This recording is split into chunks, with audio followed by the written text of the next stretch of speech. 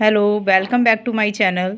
आज हम लोग स्टडी करेंगे टाइप्स ऑफ इंटेलिजेंस टेस्ट के बारे में। दोस्तों, टाइप ऑफ इंटेलिजेंस टेस्ट का जो पार्ट 1 है वो आपको इस चैनल में मिल जाएगा। तो चैनल के डिस्क्रिप्शन में जाके आप चेक कर लीजिएगा, वहाँ पे आपको मिल जाएगा।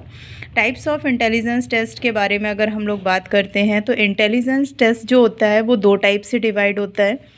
पहला टाइप होता है आपका व्यक्तिगत बुद्धि परीक्षण, जिसको इंडिविजुअल इंटेलिजेंस टेस्ट बोला जाता है। और सेकेंड पार्ट होता है सामूहिक बुद्धि परीक्षण, जिसे ग्रुप इंटेलिजेंस टेस्ट कहा जाता है। तो आज हम लोग पढ़ रहे हैं व्यक्तिगत बुद्धि परीक्षण के बारे में। व्यक्तिगत बुद्धि परीक्षण का मतलब होता है कि जब एक समय में केवल एक ही व्यक्ति के बुद्धि का मापन किया जाए तो उसे व्यक्तिगत बुद्धि परीक्षण कहा जा सकता है। इसको 2 पार्ट्स में डिवाइड किया गया, व्यक्तिगत शाब्दिक बुद्धि परीक्षण और व्यक्तिगत अशाब्दिक बुद्धि परीक्षण। जो व्यक्तिगत शाब्दिक बुद्धि परीक्षण आपका है वो बुद्धि परीक्षण में समस्याओं को केवल शब्दों के माध्यम से ही हम लोग प्रेजेंट कर सकते हैं, यानी शाब्दिक, जिसमें शब्द या भाषा का यूज़ होगा वो आपका शाब्दिक बुद्धि परीक्षण हो जाएगा। इस परीक्षण को हम लोग कागज़ पेंसिल परीक्षण के नाम से भी जानते हैं। इसके बाद इसके जो कुछ प्रमुख शाब्दिक बुद्धि परीक्षण हैं वो नीचे आपके दिए गए हैं। पहला आपका जो शाब्दिक बुद्धि परीक्षण है वो है आपका बिने साइमन बुद्धि परीक्षण। बिने साइमन बुद्धि परीक्षण जो था ये 1908 में प्रतिपादित हुआ था। इसके प्रतिपादक जो थे वो श्रेय अल्फ्रेड बिने थे। इन्होंने बताया था कि मानसिक आयु का सबसे पहले प्रयोग इसी परीक्षण के थ्रू किया गया। आपका जो बिने साइमन बुद्धि परीक्षण था, इस परीक्षण में बताया गया कि 15 वर्ष तक के बालकों के लिए यह परीक्षण मान्य था, यानी 15 वर्ष तक के बालकों का परीक्षण आप इस परीक्षण के द्वारा कर सकते हैं। दूसरा जो परीक्षण था वो था बिने साइमन बुद्धि स्केल, ये 1911 में आया। इस परीक्षण में 3 वर्ष से लेकर 15 वर्ष तक के बालकों के बारे में बताया गया, यानी 3 वर्ष से 15 वर्ष तक के बच्चों को लिया गया।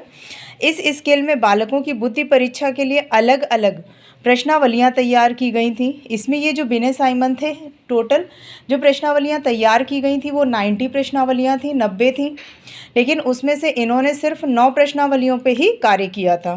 नेक्स्ट आता है आपका स्टैनफोर्ड बिने परीक्षण। स्टैनफोर्ड बिने परीक्षण जो था ये 1916 में प्रतिपादित हुआ था। इसमें 2 वर्ष से लेकर 14 वर्ष तक के बालकों को लिया गया था, लेकिन प्रेजेंट टाइम में ये जो परीक्षण है वो 2 वर्ष से लेकर के 18 वर्ष तक के जो एडल्ट्स जो किशोरावस्था में आ जाते हैं उनके ऊपर इसको बुद्धिमापन में प्रयोग किया जाता है।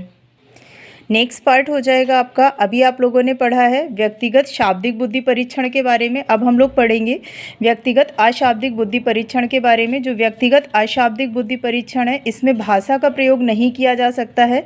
भाषा की जगह पे इस पर किसी भी वस्तु का या किसी भी चित्र का प्रयोग किया जा सकता है, यानी ये इसमें वस्तुओं, चित्रों या किसी भी दूसरे मीडियम के द्वारा चीज़ों को समझाया जाता है, लेकिन इसमें शब्दों या भाषा का प्रयोग नहीं होगा।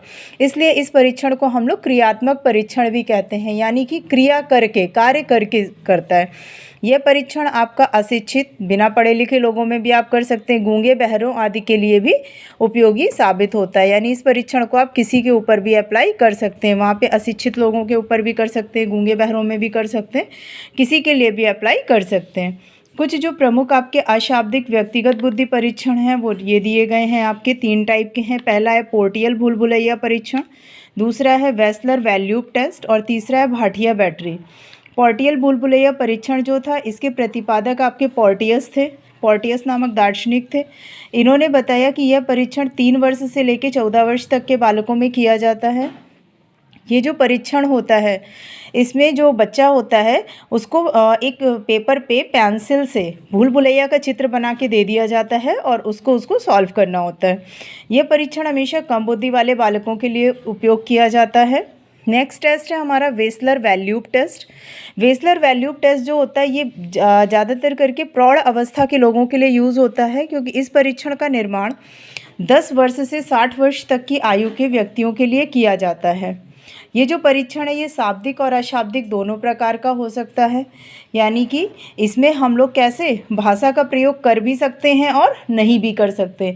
यानी भाषा का प्रयोग करके भी चीज़ों को समझाया जा सकता है और चित्रों का प्रयोग करके भी चीज़ों को समझाया जा सकता है। जैसे आपने देखा होगा 60 वर्ष या 60 वर्ष से अधिक के लोगों के लिए जो प्रौढ़ शिक्षा कार्यक्रम चलाया था सरकार ने, उसमें बुजुर्ग लोगों को ज़्यादातर चित्रों के माध्यम से चीज़ों को सिखाया गया था। तो वो आपका किसका एग्जाम्पल हो जाएगा? अशाब्दिक का।